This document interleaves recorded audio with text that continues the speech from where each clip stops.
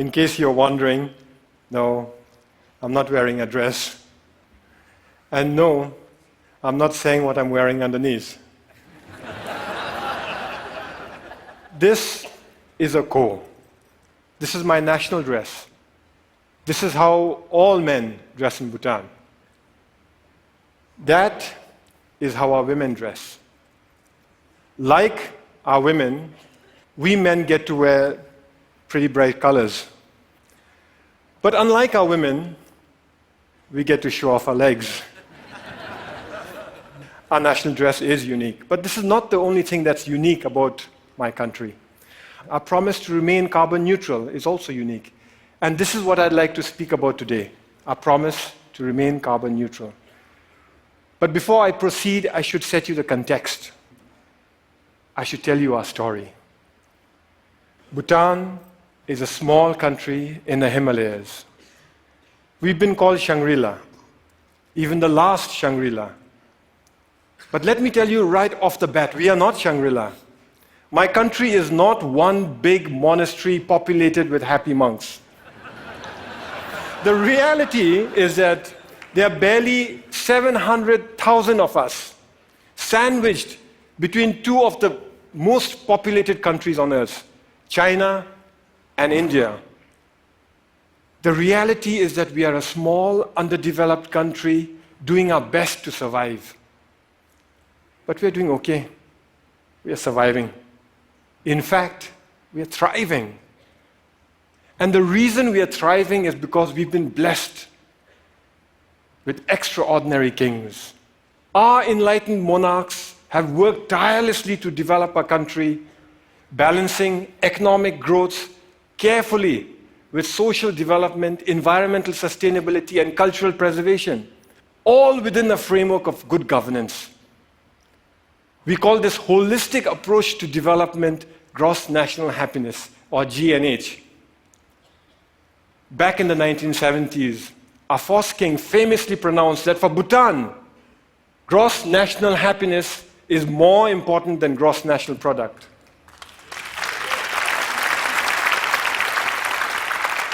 Ever since, all development in Bhutan is driven by GNH, a pioneering vision that aims to improve the happiness and well-being of our people. But that's easier said than done, especially when you're one of the smallest economies in the world. Our entire GDP is less than $2 billion. I know that some of you here are worth more individually than the entire economy of my country. So our economy is small. But here's where it gets interesting. Education is completely free. All citizens are guaranteed free school education, and those that work hard are given free college education. Healthcare is also completely free. Medical consultation, medical treatment, medicines, they're all provided by the state. We manage this because we use our limited resources very carefully, and because we stay faithful to the core mission of GNH, which is development with values. Our economy is small, and we must strengthen it. Economic growth is important. But that economic growth must not come from undermining our unique culture or our pristine environment. Today, our culture is flourishing. We continue to celebrate our art and architecture, food and festivals, monks and monasteries. And yes, we celebrate our national dress too. This is why I can wear my ko with pride. Here's a fun fact. You're looking at the world's biggest pocket. It starts here, goes round the back, and comes out from inside here. In this pocket, we store all manner of personal goods, from phones and wallets to iPads, office files, and books. But sometimes, sometimes even precious cargo. So our culture is flourishing, but so is our environment. 72% of my country is under forest cover. Our constitution demands that a minimum of 60% of Bhutan's total land shall remain under forest cover for all time.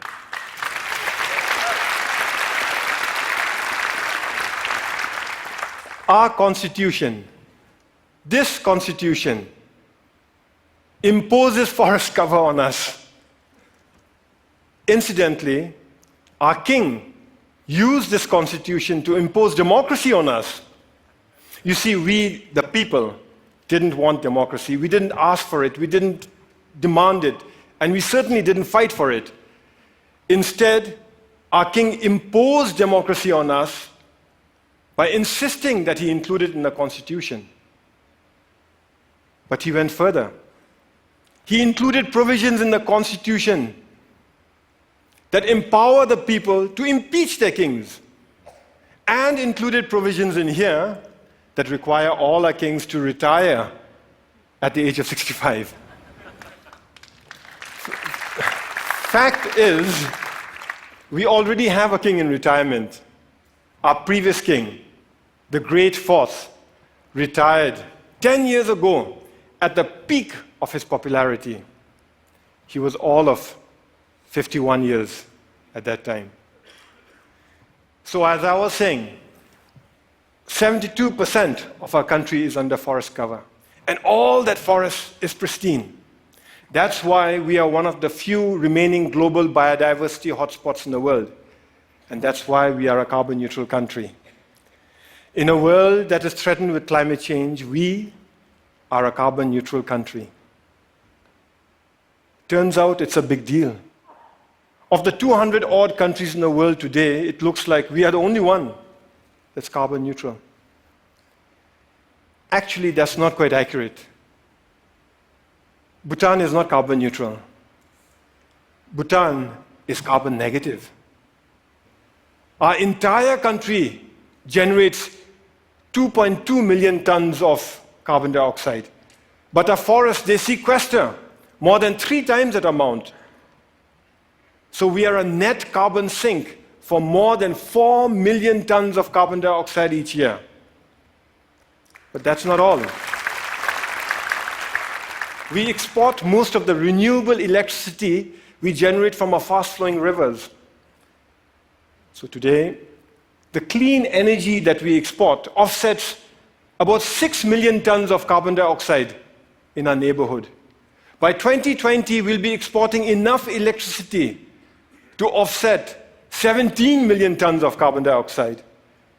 And if we were to harness even half our hydropower potential, and that's exactly what we are working at, the clean, green energy that we export would offset something like 50 million tons of carbon dioxide a year. That is more CO2 than what the entire city of New York generates in 1 year. So inside our country, we are a net carbon sink. Outside, we are offsetting carbon. And this is important stuff. You see, the world is getting warmer. And climate change is a reality. Climate change is affecting my country. Our glaciers are melting, causing flash floods and landslides, which in turn are causing disaster and widespread destruction in our country. I was at that lake recently. It's stunning. That's how it looked 10 years ago. And that's how it looked 20 years ago. Just 20 years ago, that lake didn't exist. It was a solid glacier. A few years ago, a similar lake breached its dams and wreaked havoc in the valleys below. That destruction was caused by one glacial lake. We have 2,700 of them to contend with. The point is this: my country and my people have done nothing to contribute to global warming. But we are already bearing the brunt of its consequences. And for a small, poor country, one that is landlocked and mountainous, it is very difficult. But we are not going to sit on our hands doing nothing. We will fight climate change. That's why we have promised to remain carbon neutral. We first made this promise in 2009 during COP15 in Copenhagen. But nobody noticed. Governments were so busy arguing with one another and blaming each other for causing climate change that when a small country raised our hands and announced, we promise to remain carbon neutral for all time, nobody heard us. Nobody cared. Last December in Paris, at COP21, we reiterated our promise to remain carbon neutral for all time to come. This time we were heard. We were noticed and everybody cared. What was different in Paris was that governments came around together to accept the realities of climate change and were willing to come together and act together and work together. All countries, from the very small to the very large, committed to reduce the greenhouse gases emissions. The UN Framework Convention for Climate Change says that if these so-called intended commitments are kept, we'd be closer to containing global warming by 2 degrees Celsius. By the way, I've requested the TED organizers here to turn up the heat in here by 2 degrees.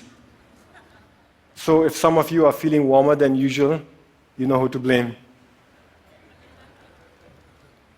It's crucial that all of us keep our commitments. As far as Bhutan is concerned, we will keep our promise to remain carbon neutral. Here are some of the ways we are doing it. We're providing free electricity to our rural farmers. The idea is that with free electricity, they will no longer have to use firewood to cook their food. We are investing in sustainable transport and subsidizing the purchase of electric vehicles. Similarly, we are subsidizing the cost of LED lights, and our entire government is trying to go paperless. We are cleaning up our entire country through Clean Bhutan, a national program, and we are planting trees throughout our country through Green Bhutan, another national program. But it is our protected areas that are at the core of our carbon neutral strategy. Our protected areas are our carbon sink. They are our lungs. Today, more than half our country is protected as national parks, nature reserves, and wildlife sanctuaries. But the beauty is that we've connected them all with one another through a network of biological corridors. Now, what this means is that our animals are free to roam throughout our country. Take this tiger, for example. It was spotted at 250 meters above sea level in the hot subtropical jungles. 2 years later, that same tiger was spotted near 4,000 meters in our cold alpine mountains. Isn't that awesome?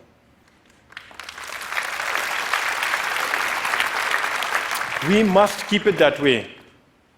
We must keep our parks awesome. So every year we set aside resources to prevent poaching, hunting, mining, and pollution in our parks, and resources to help communities who live in those parks manage their forests, adapt to climate change, and lead better lives while continuing to live in harmony with Mother Nature. But that is expensive. Over the next few years, our small economy won't have the resources to cover all the costs that are required to protect our environment. In fact, when we run the numbers, it looks like it'll take us at least 15 years before we can fully finance all our conservation efforts. But neither Bhutan nor the world can afford to spend 15 years going backwards. This is why His Majesty the King started Bhutan for Life. Bhutan for Life gives us the time we need. It gives us breathing room. It is essentially a funding mechanism to look after our parks, to protect our parks till our government can take over on our own fully. The idea is to raise a transition fund from individual donors, corporations, and institutions. But the deal is closed only after predetermined conditions are met and all funds committed. So multi-party, single closing, an idea we borrowed from Wall Street. This means that individual donors can commit without having to worry that they'll be left supporting an underfunded plan. It's something like a Kickstarter project, only with a 15-year time horizon and millions of tons of carbon dioxide at stake. Once the deal is closed, we use the transition fund to protect our parks, giving our government time to increase our own funding gradually till the end of the 15-year period. After that, our government guarantees full funding forever. We're almost there. We expect to close later this year. Naturally, I'm pretty excited.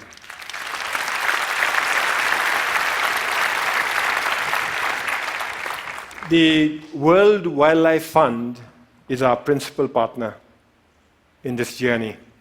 And I want to give them a big shout out for the excellent work they're doing in Bhutan and across the world. Whew, it is getting warm in here.